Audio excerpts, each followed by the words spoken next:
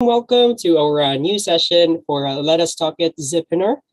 We call it Zipinar as we try to zip in two wonderful topics from two great speakers within a shorter version of time, which is only for an hour. So just to lessen the time of you staying, listening to the information, but you'll get two different knowledge in just a single sitting.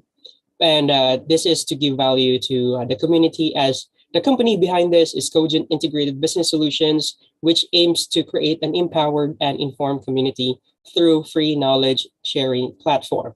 And now we have two great speakers that we have today. So since it's near March, it's near like Women's Day, so we have two great women's right here for women empowerment, and we'll be talking different areas of knowledge. So the first topic that we have today is combat human trafficking, strengthen your organization's community impact, and protect your family.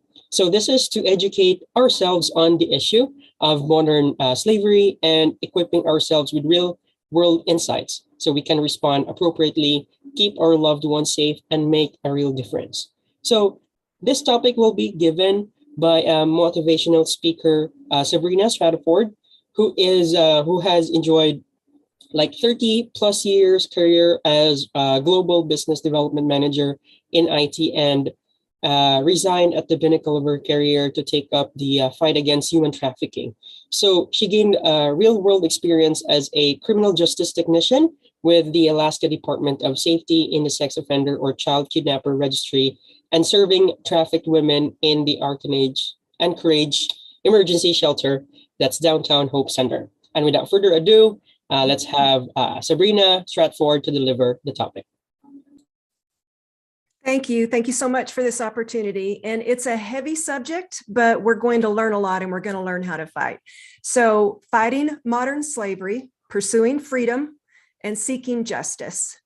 And this has to do with corporate responsibility, because most organizations are concerned with social responsibility.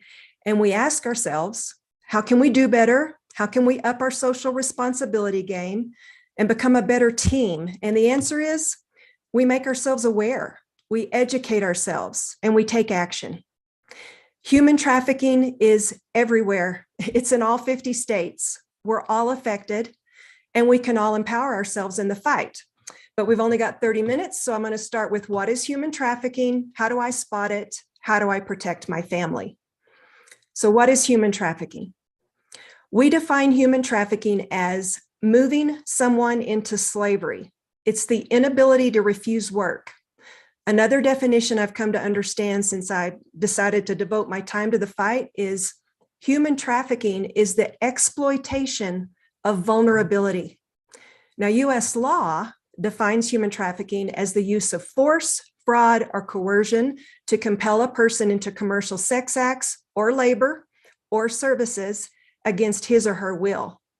And it is a billion-dollar industry, only second to the drug trade. And I get this question a lot. Are prostitutes trafficked? And the answer is 99% of the time. You may hear groups who work to legalize prostitution and claim that it's a good field of work, but we know that there isn't a little girl alive who grew up wanting to be a prostitute until her vulnerability was attacked and she lost sight of her worth. So the question, are pimps traffickers? Yes, they are. Even if they have cool hats, pimps are traffickers. Prostitutes are coerced, manipulated, and threatened. And getting someone addicted to drugs is a big play in trafficking. And most prostitutes are addicted and have a debt to pay, so their pimp may take all of their money and leave them on their own. So we see trafficked people on the streets, working the corners, but most of the time, human trafficking is hidden, and no one really knows just how prevalent this crime is. The Global Slavery Index says there are 45 million slaves in the world, more than any other time in history. So why such big numbers? Well, it's about the money. It's a $50 billion per year industry, and that's before the border crisis.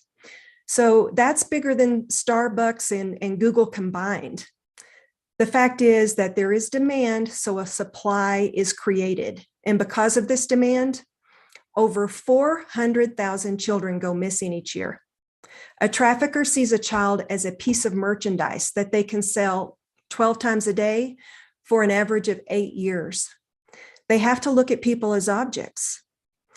The USA leads all other nations in consumption. 1 in 4 victims is a child.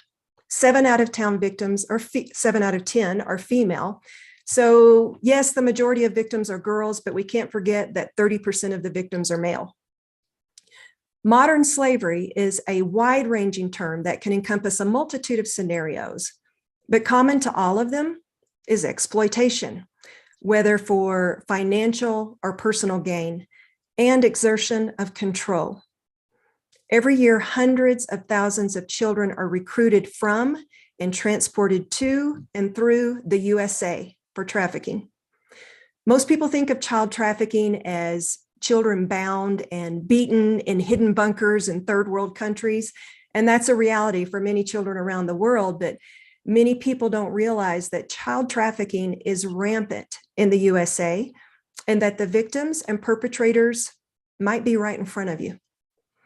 Trafficked kids are often kept in your typical American home and even attend school, but their life is anything but typical. So some of the things we can look for, if you're around a kid, obviously if they seem fearful, a kid who is tired all the time and falls asleep in class a lot, they might wear new clothes all of the time or clothes that are too mature or inappropriate. And conversely, maybe more obviously, kids that show obvious signs of neglect. They always seem to be dirty and hungry.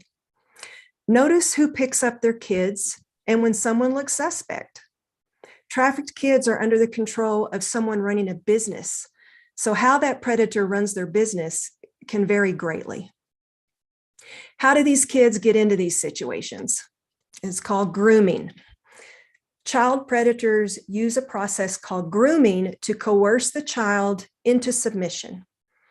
This can happen gradually with promises of a better life, financial gain, romance, protection, fame.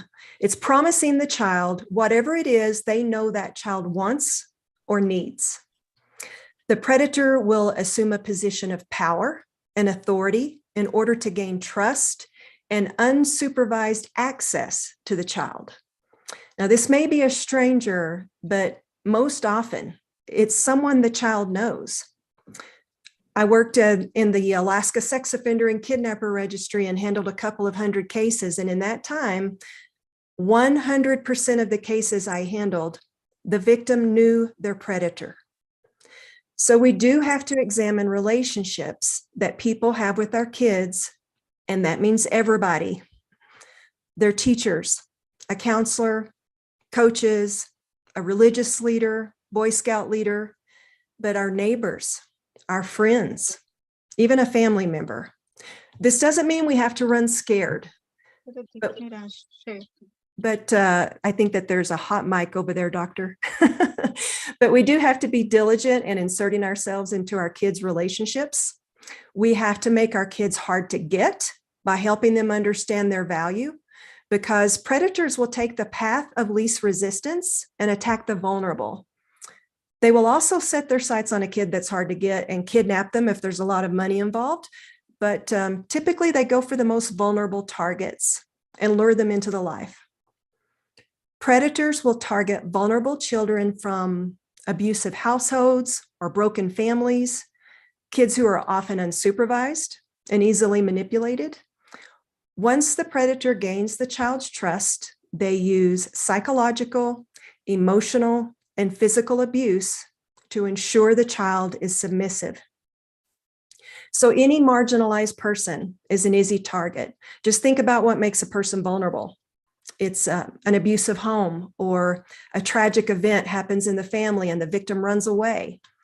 Now they're on the street and the helpful trafficker comes along and meets their basic needs, maybe food and shelter, and then offers them drugs to ease the pain. Then more drugs to feed their addiction. And once they're addicted to drugs, the victim is done because they run up a drug debt and that debt is taken out of their body several times a day. In labor trafficking situations, keeping victims isolated, sometimes physically, usually emotionally, is a key method of control.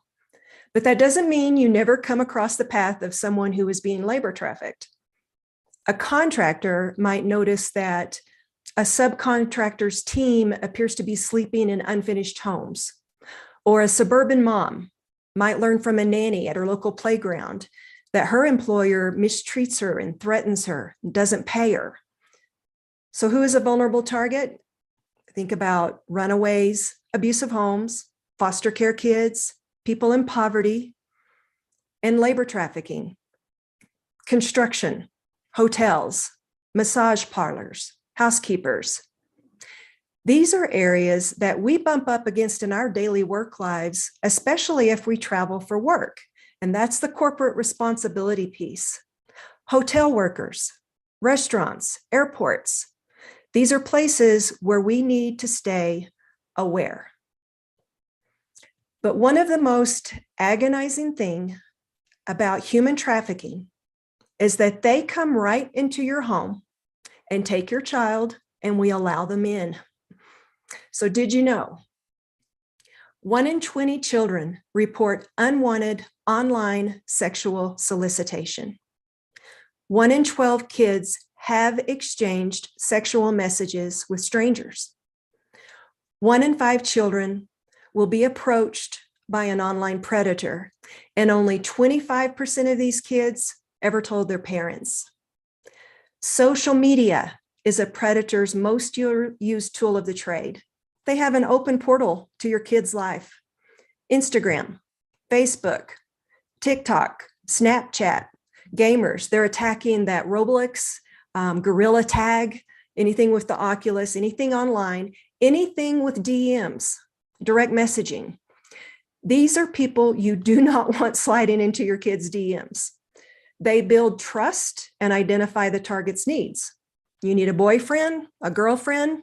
How about a job? I can help you out. They build relationships with them and eventually ask for a nude photo. Most of the time, the kid complies. And once that nude hits their inbox, it's game over. Now, if the kid is alert and refuses to comply, it may be too late, thanks to deep fake technology. They just cut and paste your kid's face on a piece of pornography. Then the predator uses blackmail to get exactly what they want. I'll tell your parents, I'll tell your teachers, your friends, I will ruin you if you don't do this next thing. And the next thing is to get their hands on them. Meet me at the mall. Meet me at the football game. That's why human trafficking numbers go up at the Super Bowl and large events.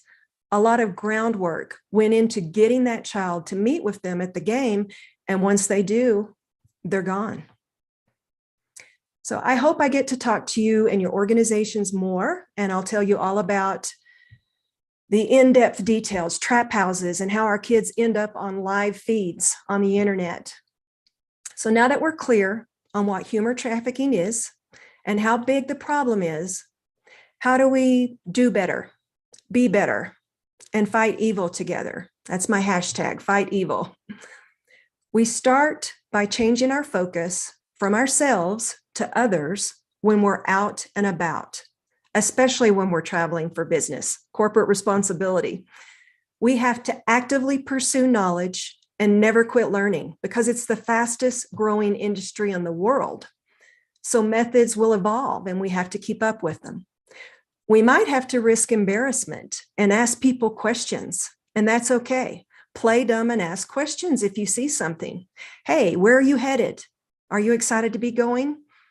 There are simple red flags that we can learn about and watch out for to make a real difference. And if someone observes me with a child and asks me questions, I can't be offended. Don't take yourself too seriously. If someone is concerned enough to interrupt your day and ask you a question to protect a child, good for them. So I'm going to wrap this up with 2 contact pages. Sharing my screen. First, if you see something, there we go. Here are the numbers you can call. So, of course, if you believe someone is in immediate danger, call 911, always. If you're not quite sure, but have a really bad feeling about a situation, trust your gut and at least call 311 and ask for a welfare check. That's really easy. The worst thing that could happen is that you're wrong. But what if your gut was right? And then here's the numbers that you can give someone if you think they need to find help for themselves to get out of a situation. They can call, text, or chat. So maybe even take a picture of this slide if you're not going to follow up with the recording. And if your organization wants to take a deeper dive, you can do a couple of things. I'm launching a YouTube channel to tell true stories of human trafficking, because the more we know about real life victims and survivors, the better prepared we'll be to fight. And if your organization would like to explore corporate responsibility, just head over to my website, sabrinastratford.com. Modern slavery will rage on if we don't all fight together. If you want to get the truest understanding that you can of the issue, imagine it happening to the person you love the most. The inhumanity of the abuse, the violent and destructive nature of the crime, and the sheer volume of the problem leads us to believe that human trafficking is one of the greatest injustices of our generation. But we will fight together. So I really appreciate your time and attention, and contact me if you have any questions, or actually, I think we may even be able to take questions right now. So that's my presentation. All right. Thank you so much. That's a very like advanced awareness. Like, yes, it's somehow not really being talked about so much. Definitely. More on like everything about improvements and anything of advancement. But those advancements also can be like a negative part, definitely, because it's for that kind of areas. Like trafficking, so it's affecting as well. All right, so let's see. You finished much early, Yes, I but knew I would. definitely, Yeah. we would encourage questions if anyone would like to ask or provide insights. Yeah, thank you so much for the informative session. I really appreciate your time today. So I just wanted to understand, like, how you started working in this area and what motivates you. Oh, I Great. appreciate that. Yeah, thank you. In 2016, I went to a fundraiser, and there was a survivor on stage telling her story. And I'd always heard the term human trafficking, but my mind limited it to people, bound in the back of a truck or something, actually physically being trafficked. I didn't understand the term. And her story was about being coerced by a family member and being trafficked. And when she shared the details of what she had to do on a daily basis, it just broke me and I couldn't sleep. But that was in 2016. So I started kind of contributing to the cause. But then about 2 years ago, I met somebody from a non-government organization that was actually fighting human trafficking boots on the ground. And when she told me about how they did it, I couldn't sleep anymore and I had to quit my job. And it was just like 2 weeks after I met her, I quit being a global business development manager and went to Alaska and started fighting human trafficking boots on the ground. Now, once I met the people who have been victimized and who have survived and had face-to-face confrontations with traffickers, and then sadly actually lost one of our women to a trafficker, my life's never going to be the same and I'm never going to quit fighting. Oh, it's very motivating. I think very proud of to know you, and then definitely we will stay in touch to see however we can help each other. Thank you so much again. Wonderful, thank you. That's perfect. So yes, for those who have missed the contact informations, you can watch the recorded video on our YouTube to see the details to how to get in touch with Sabrina, or it's in the background. Yeah, sabrinastratfor.com. So you can go to her website for offline collaborations. All right. Well, thank you again, Sabrina, for that wonderful talk. So we can move early to the next topic that we have for today. So the next topic that we have is dealing with anxiety. So it's just simple to say like dealing with anxiety, but it has much deeper things on it. So this topic will cover like explaining what is anxiety, the importance of knowing about anxiety, requirement of anxiety, and brain wiring, various common anxiety disorders, and holistic management of anxiety.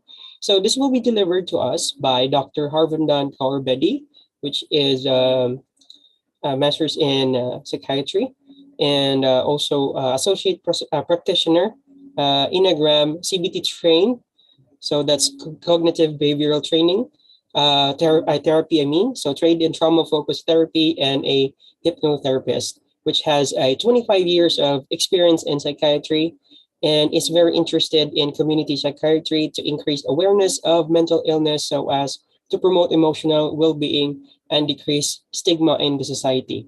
So here to present with us, Dr. Harvandan Kaur Bedi.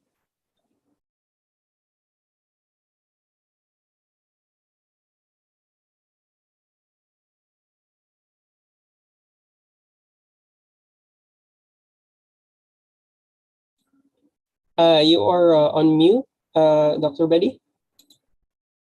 Can you hear me now? Yes. Okay. Thank you, Anthony. I thank your organization also. And hello, everyone. And Namaste, India. And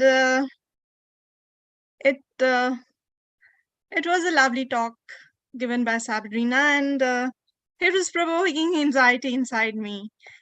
And one very big thing that I want to, before I start my talk, is that for parents or for significant others who really care for their kids, one thing that you need to know is that need to know the reason of each injury on your child's body.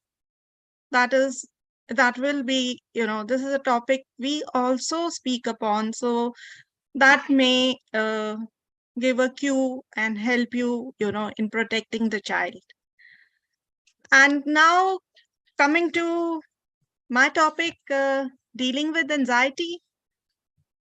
Well, like Anthony's already said, that it seems very easy saying dealing with anxiety, but the simple things in life are the most difficult to do. But then difficulty is not impossible. So let's see. Next slide, yeah. It's not moving. Just a second, I have a problem with moving my slide. Can you bear with me, please? So, mental health is still, not much talked about, even in the most developed countries. Although, yes, changes are occurring, and they are for the good in all the countries, I would say, the developed, the developing. But the community has to understand certain things, and like when you make it too easy for people to understand, it stays with them, and when it stays with them, it helps them help themselves and the loved ones. Anxiety basically is an emotion. Now, it's a normal emotion. It's present in everyone. All of us, I think, know what it is, have felt it. So there's nothing, that people listening to it now or maybe later they would listen to it, would not understand about it. But what happens in the anxiety is that there is an inner turmoil going on. For what? There has to be a reason. It is an apprehension for the future. what will happen in the future. So people who live in the future keep on constantly thinking about the future are the anxious type of people, and the people who live in the past remain stuck there, remain low. Now, what I'm talking about is anxiety, the normal anxiety, not the anxiety disorders.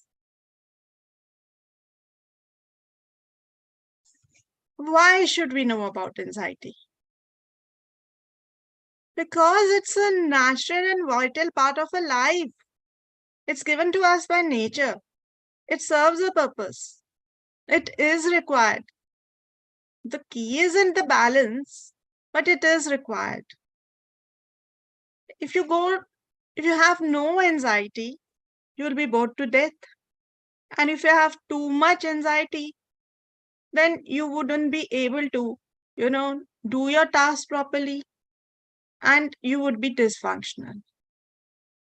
So, to be motivated, to be productive, to have a progressive society, to progress in life, we need anxiety in a balanced form. So it is a spur that can either be constructive or it can be destructive. And why not? Whatever we have within us as resources given by nature, why not? We should use it to our benefit. So it becomes distressing, this anxiety which is there to, warn us of the dangers, to make us motivated, to make us prepared, to save our lives, to make us, productive. It becomes destructive when it is persistent. That is the trigger, the cause of the anxiety, the cause of the worry. It's gone. Either you sorted it out or it sorted it out itself. And most of the time, the problem sorts itself out itself.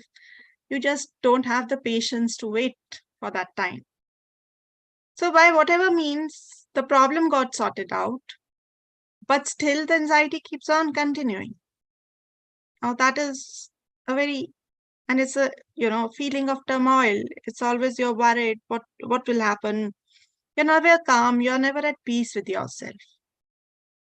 Or the anxiety becomes pervasive. That is, it just goes and gets and attaches itself with everything that is happening around you. Now, in this 24 hours, things are going to happen. So anything that happens, the anxiety gets attached to it. So each and everything happening in your life, even the good things, you see the negative aspect of it, and you remain anxious all the time. So because of either or both of them, you become dysfunctional. You cannot perform your roles properly, be it in your family, be it in your workplace, be it as a student, be it, for the community, be it for humanity. Yes, humanity. We have to, ultimately, the goal should be the welfare of the whole humanity. Whether you call it humanity or whether you call it community, the welfare of the community is always should be at the peak priority, because we are all bound together. And with this digitalization, we are a global village. And with the butterfly effect that most of us all know of, if in the Amazon forest, if a butterfly flaps its wing, what happens here? You may never know to which extent it has happened here. So we are all linked together, and that is why awareness of the community is empowering the community and is making us, our families, and everyone around us empowered and happy.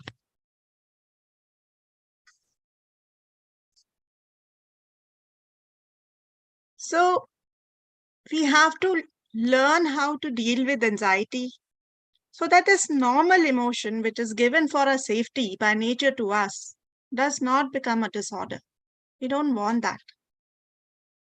And the disorder, mental health issues it can cause, I think everyone is aware of. Some might not be aware that it causes physical disorders too. We are able to control the infectious diseases to quite an extent, and I don't want to deviate from this topic, so let's keep it to that. Like we're not dying out of because of cholera like we used to, before. But the main problem now is the lifestyle diseases.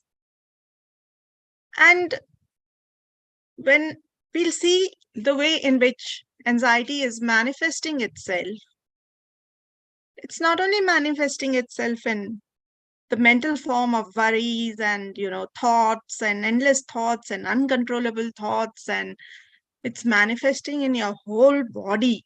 There is no system which is not affected.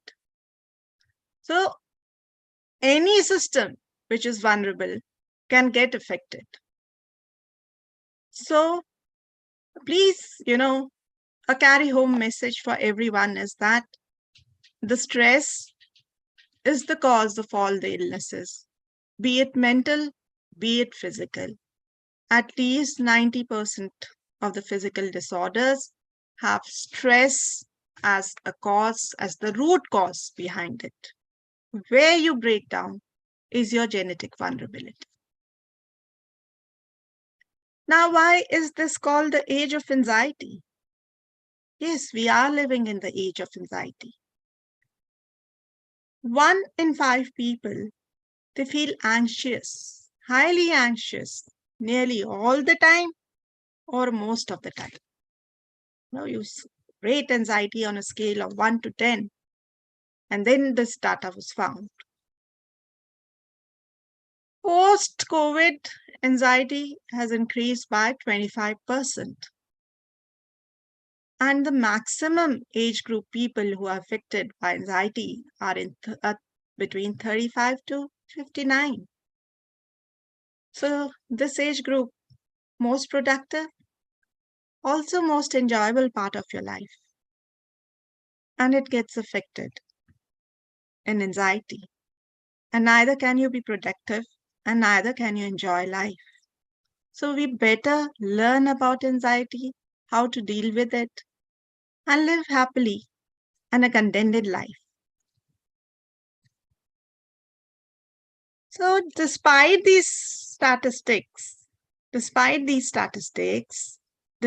living in age of anxiety, still it is underreported. Reasons may be lack of awareness, various myths, stigma. Like Sabrina said, #evil, I would say shame the stigma. That's what we need to do. It's underdiagnosed.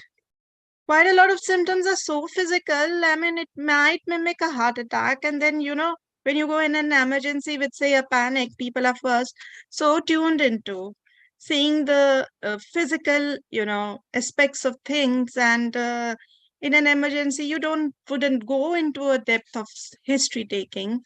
So lots of investigations, tests, and this so much manpower, resources are lost, and then this person gets another anxiety, attack and another, and still we are working on the same lines. First 2 to 3 times, okay.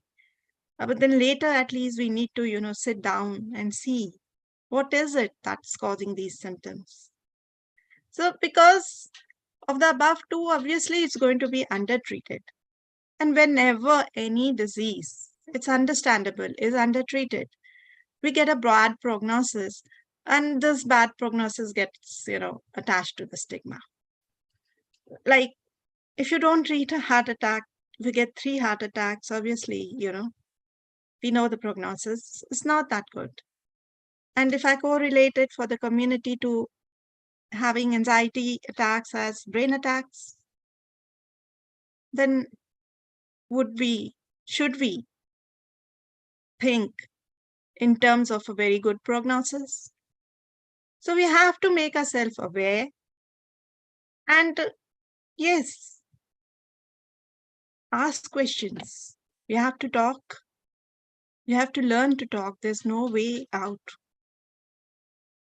And what the previous talk also was, in a way related to psychology only. So most of the things come down to the human psyche.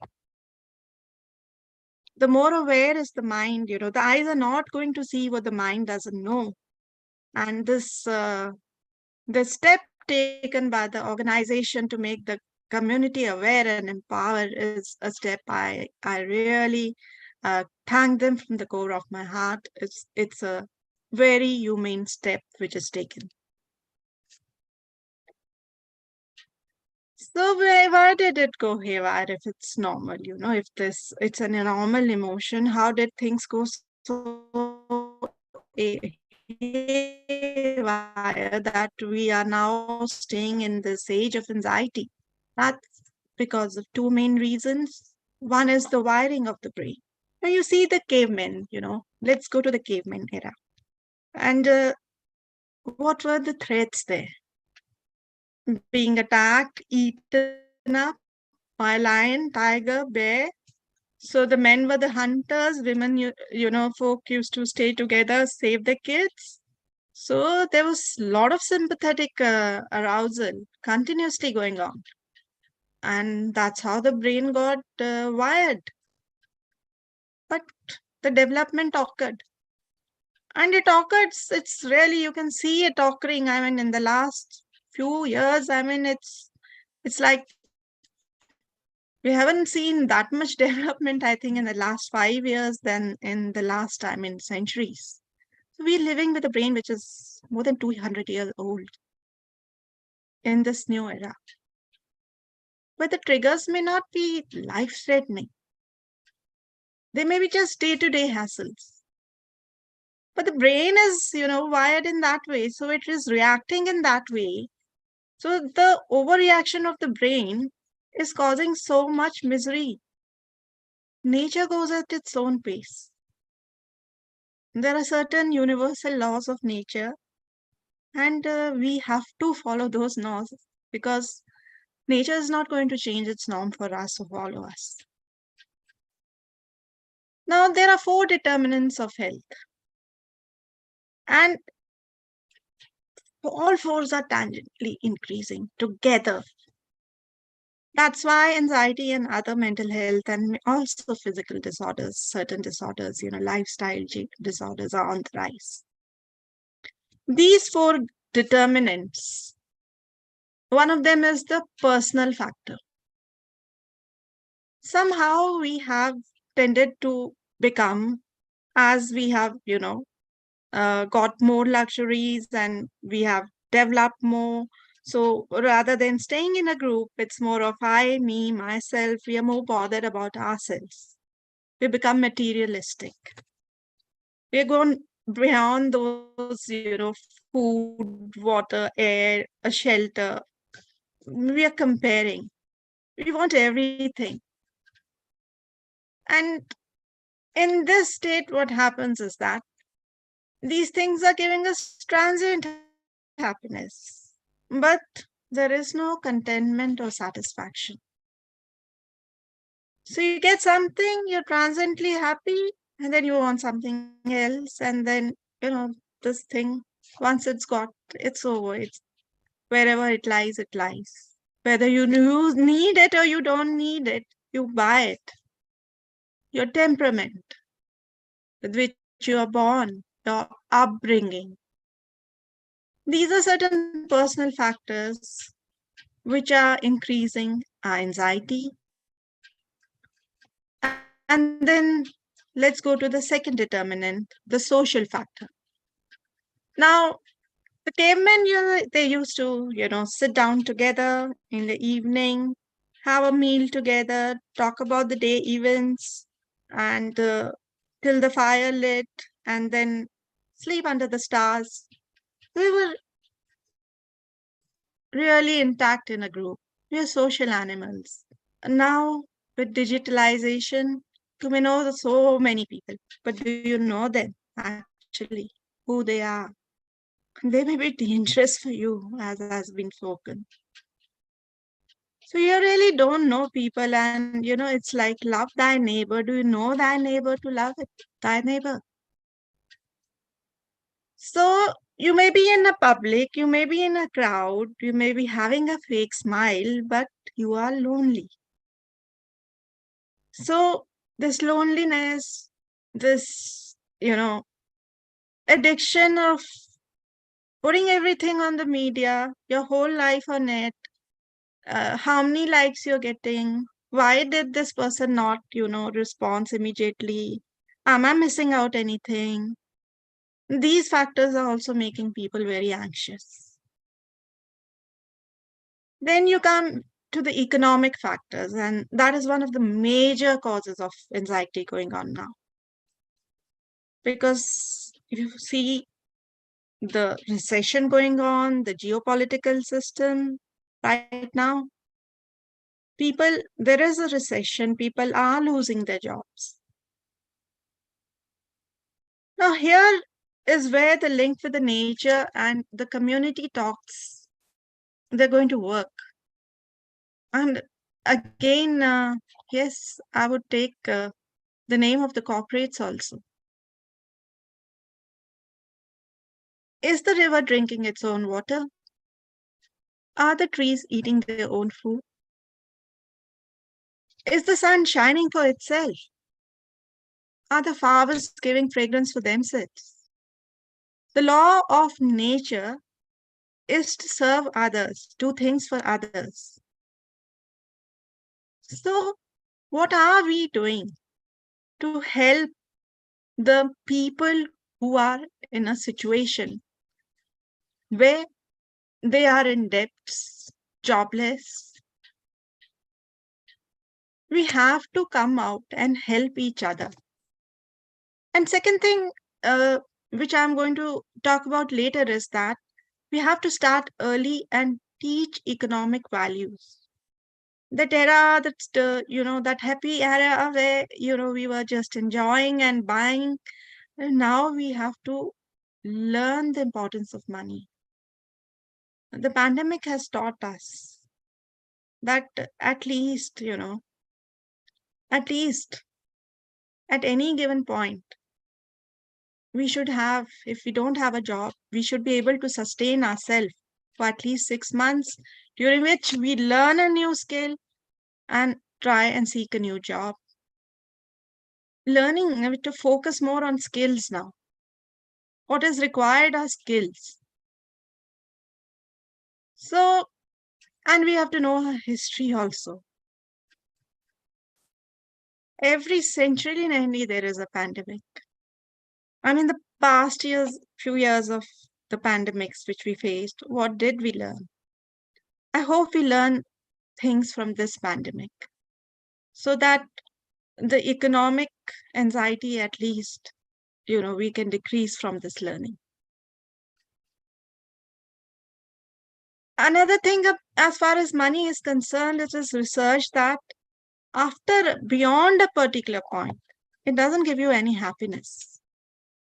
You are more happy. Okay, you are happy because you got something. You got success. You're happy. But you'll be more happier if someone else is happy because of you. That is contentment. That is satisfaction. That is lasting for a long time. Here there is a lot of spirituality in it. But then, the definition of health includes spiritual well-being also. And then we have this environmental cause. For me, we are already in the midst of an environmental crisis. We don't have to wait for it now. Maybe it's the beginning, but if this is the beginning, then when we'll be in the middle of it, I really don't know how and what it's going to be. And still we are not ready to wake up. So when are we going to realize that when all the rivers dry up, when all the fish is dead, when there is no plant, that we can't eat money? So People working on environmental factors are also doing a very, very great job for the community, and we should support each other in this also. I'm not going to go into the details of anxiety disorder. Our brain can process hearing, the auditory, visual, and component together. And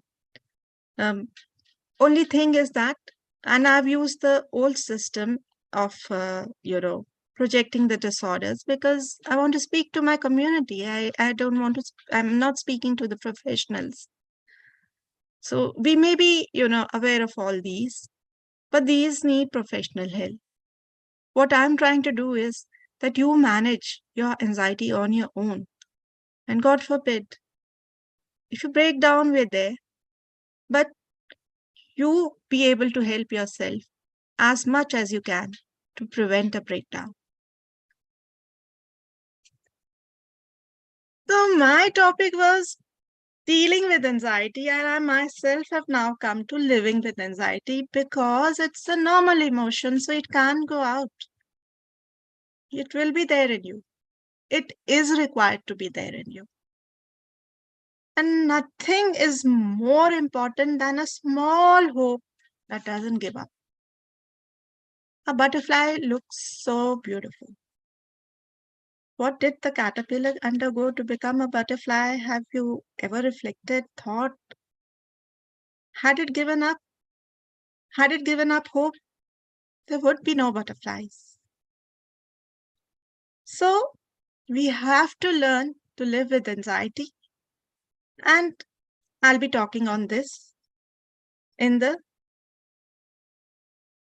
next part of my lecture. Yes, we have to know, before we have to deal with things, we have to know, are we dealing with anxiety or not? How's it feel like to be anxious? Mind racing 100 miles per hour? Impending doom. Thoughts out of control. Just coming, going, coming, going. No control over them. Something awful is going to happen. You're thinking the worst outcome of a scenario that's going to happen with you. Never able to relax. You're in a nightmare and you cannot get up from your sleep. This is how it feels like to be anxious. But then, like I said, that anxiety also has effect on the body. The emotions are stored in the body. The body keeps the score, a beautiful book. So you may have breathing problems and the breathing becomes very shallow and rapid. So the oxygenation is less. And oxygen is required, especially by the brain to function and other organs too. You may have a pounding heart, a sinking feeling in your stomach, which will lead to nausea or vomiting, tremors, sweating, dizziness, dry mouth, increased urination. So you can see that your sympathetic system is on the arousal.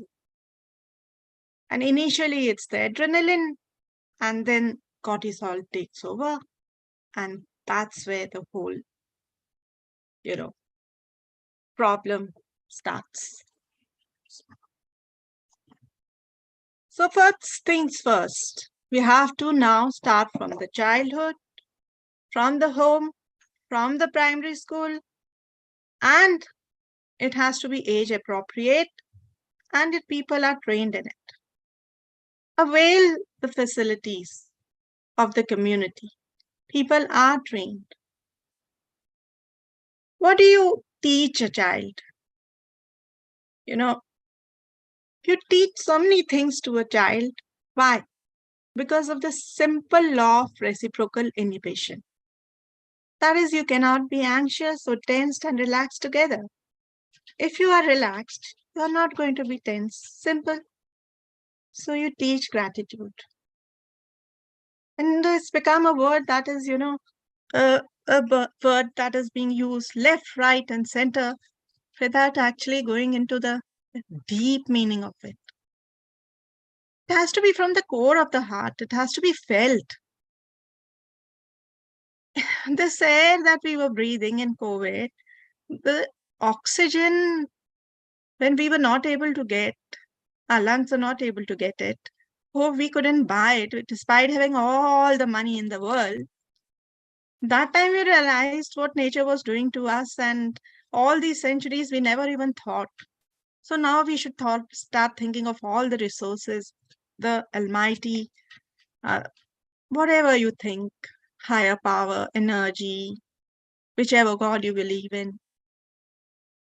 Something is there, some higher power, which has given us so much things, this perfect body which cannot be replicated even now. No comparisons, please. God made you. The higher power made you. You are more than enough. How can you be flawed? It's like putting a finger on God. You have your positives, you have your negatives. That makes you humans. You're not human. We're not humanoids, thank God. If we were, maybe we wouldn't be talking about anxiety, would we? We have to link with nature because of the various things I told you before. Nature has given us everything. We are surviving on nature. There are certain universal laws of nature.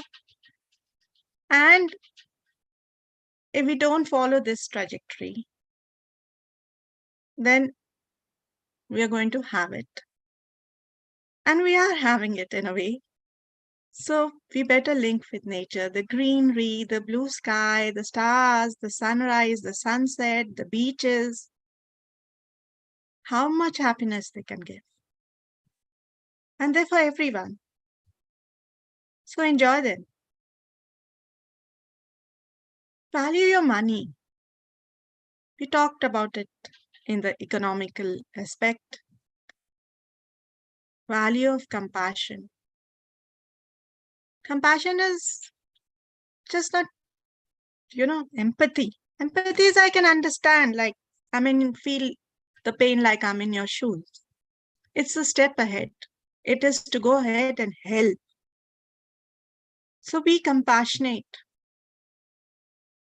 Be thankful that it is you who can help and not you who's asking for help. Take gratitude in that. Things could reverse anytime, any moment. We saw it in COVID. We slept at night and next morning when we got up, the world was all changed, like Alice in Wonderland. So compassion is a very big issue which mankind has to rekindle the flame within again. Value your relationships. Not the virtual ones, which are making you anxious. The fear of being, losing out on something. If you can count 5 friends, in one hand, one finger, people who will be standing with you in your thick and thin, you're blessed. Value your relationships. They take time. They take patience. Instill self-love. It's not selfish. Charity begins from home. If your cup is empty, what are you going to pour out? Nothing. And you have to pour out so much that it helps out the whole humanity. Teach your children journal writing. Let them write whatever they want to. Gradually, they will start reflecting on certain things in life and learn them. Let them learn with their own experience. You may think you're anxious for this, but the actual cause of anxiety may be something else. Support your children, but let them learn. There is a tendency in many countries to be overprotective. But if the children in the life, the exam is given first and then the teachings come. So if you overprotect your children, when they go out in the world, they are going to be in a miserable state of anxiety. So help them grow. That is being a true parent. You don't own your children. They are God's gift to you. Invest in hobbies. Yes, do invest. They improve your self-esteem. They distract you. They help you relax. Instill spirituality. Go deep within. Increase your level of your self-consciousness. Where are you going out to find God? Where? And in which ways? So go with your circadian rhythms also. We are sleeping not at the proper time, eating not at the proper time. And please, we are not plants. If we were plants, God would have rooted us to a place. Sitting all the time from morning till evening. We need to exercise. It releases dopamine. And if we can't release exercise, at least the least we can do is, get up every 15, 20 minutes and move our body. Just stretch it out.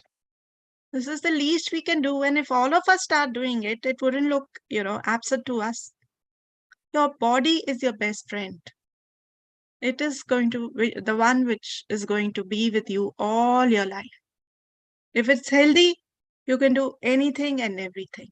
If it's not, sadly, even if you want to do things, they won't be possible. And of course, this is going to lead to anxiety. So what is turn? Another way of dealing with anxiety. How you can help yourself and others. So learn to give time to people. If you have been fortunate enough to be listened to fully and completely, you would know what a powerful experience it is. Most of us are listening just for the heck of it, not interested, ignoring the person, or just pretending to listen, or listening selectively where I can pitch in a word or two and, like my don't have time, I have to, go for work. But you may be requiring that time sometimes, isn't it? Life is a circle. So be empathetic and be active in your listening. If you have decided to listen, then you have to give the time. You have to come to a common ground of conversation. You can't just jump into it, you have to go at the other space. So start with neutral things, calm the person down, talk about neutral issues, then offer a glass of water. If they want to eat anything, they're feeling hungry, make them ask them their name, where they are from, make them comfortable. And once they are comfortable, you can start with things like, can I help you in a way, some way? You seem like you're in some problem. What is my observation correct? That's for the community. When they come to us, it's obvious that they have a problem. And then I've already explained about the attentive and empathetic listening part of it. Learn to reframe and redirect. Rather saying I'm worried, say I'm excited. The sympathetic arousal is going to be there when both. The bodily symptoms will be the same. But the mindset, what a difference. This is negative thinking, this is positive thinking. Change your mindset. Words, cast spelling. Choose your words with care. Everything has an energy. Everything has a vibration. Higher your vibration levels. Deep breathing. Breath is life, we all know it. So there are many ways of breathing, but at least we should see we are breathing in a wrong way nowadays, and that's one of the major causes of many illnesses. So you have to breathe from, use a diaphragm muscle. You have to do an abdominal breathing. Put your hand on the abdomen. Inhale, your abdomen should go out. Exhale, your abdomen should go in. So one of the ways which I use is 748. That is, inhale in 7 seconds.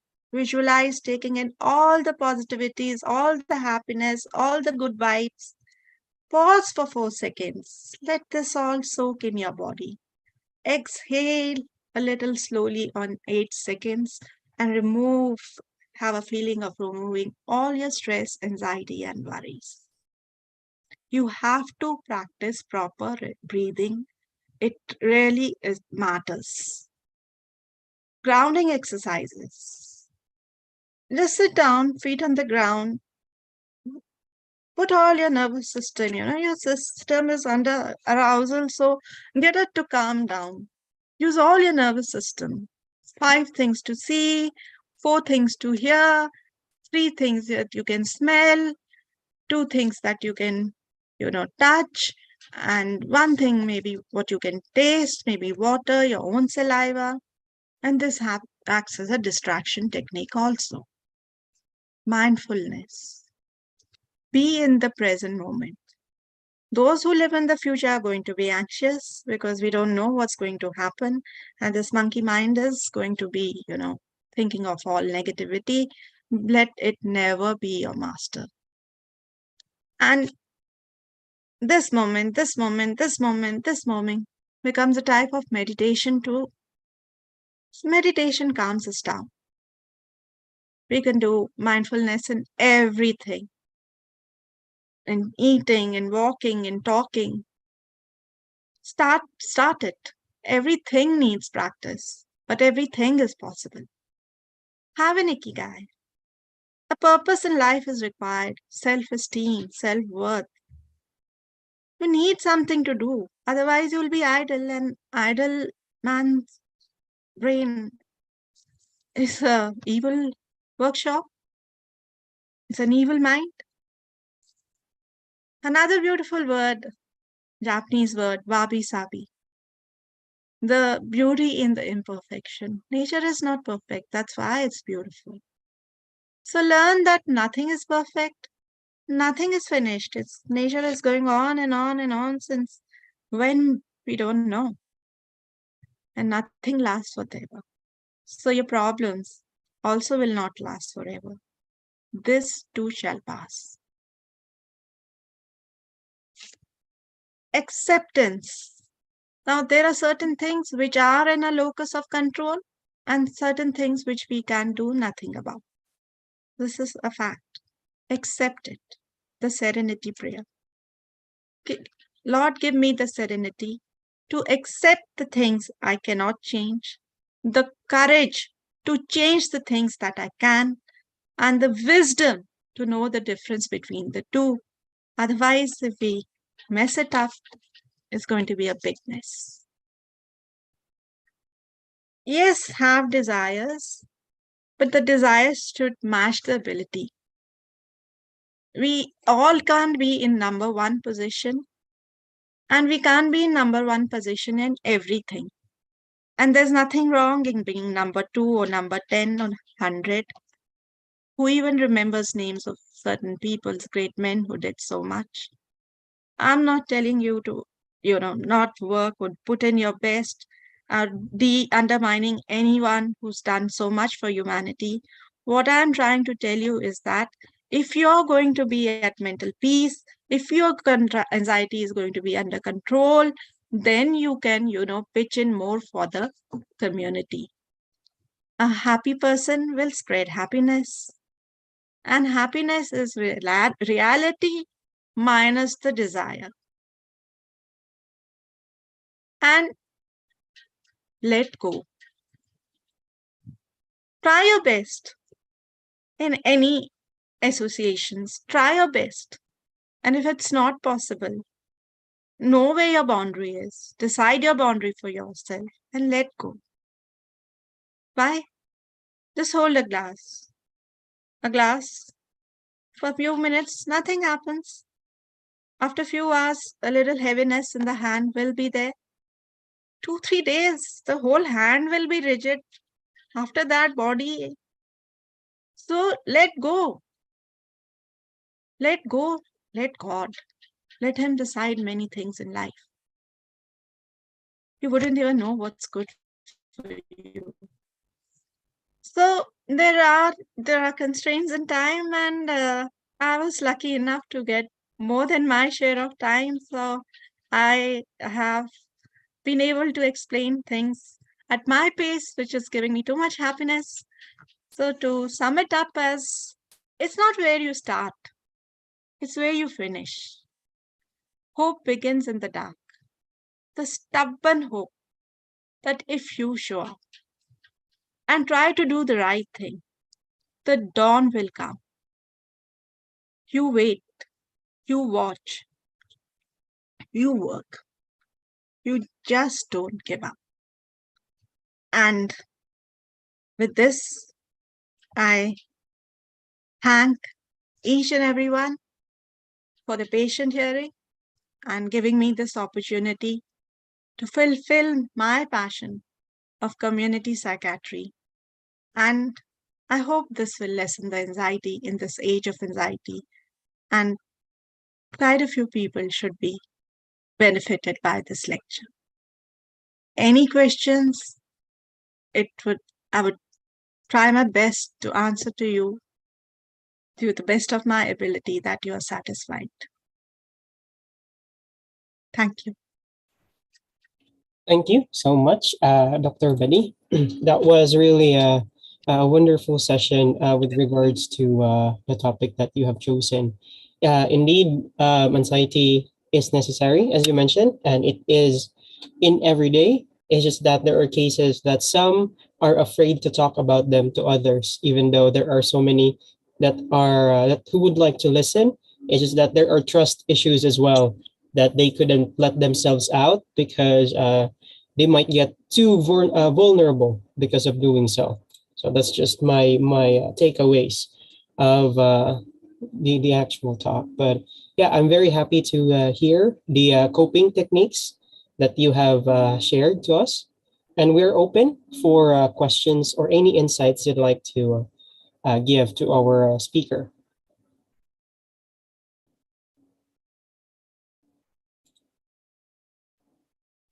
Yes, thank you very much, Harvandan. You have a lot of passion for this topic. You went on Thank you, sir. speaking in detail. So definitely, I think, yeah, these are important things, but less discussed in the community, I feel.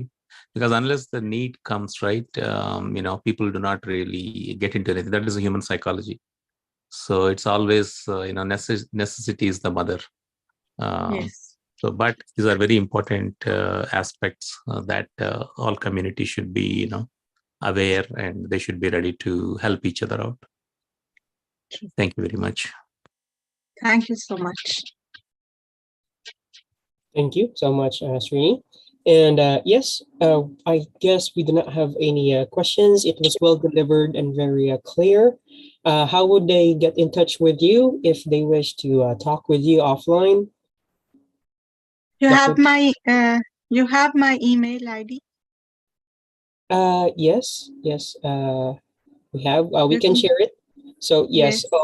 Okay. So for anyone who will be watching this later, for this who have missed our live session and would like to get in touch offline with Dr. Betty, you can get in touch with the Let Us Talk It team for her email information. So you could talk with her if you wish to do so already. So yes, yes, we are over a few minutes of our time, but definitely we have delivered the value that we aim to share to the community through this free knowledge sharing platform. And thank you for joining us today, Srini, which is the CEO of Cogent Integrated Business Solutions, the company behind this Let Us Talk It Zipiners. So we are about to close the session, and as the Let Us Talk It team and Cogent would like to give thanks to our wonderful speakers today, Sabrina and Dr. Betty, for the wonderful session that is given today. And for that, thank you so much, everyone who have attended the live session, and see you again next Wednesday for brand new topics and with two new speakers that will be joining us. So that's every Wednesday, 12 noon to 1 p.m. Eastern Standard Time. Or you can visit our website, www.letustalkit.com. So thank you, everyone, and keep safe as always. Goodbye for now. Thank you. Bye, everybody. Take care.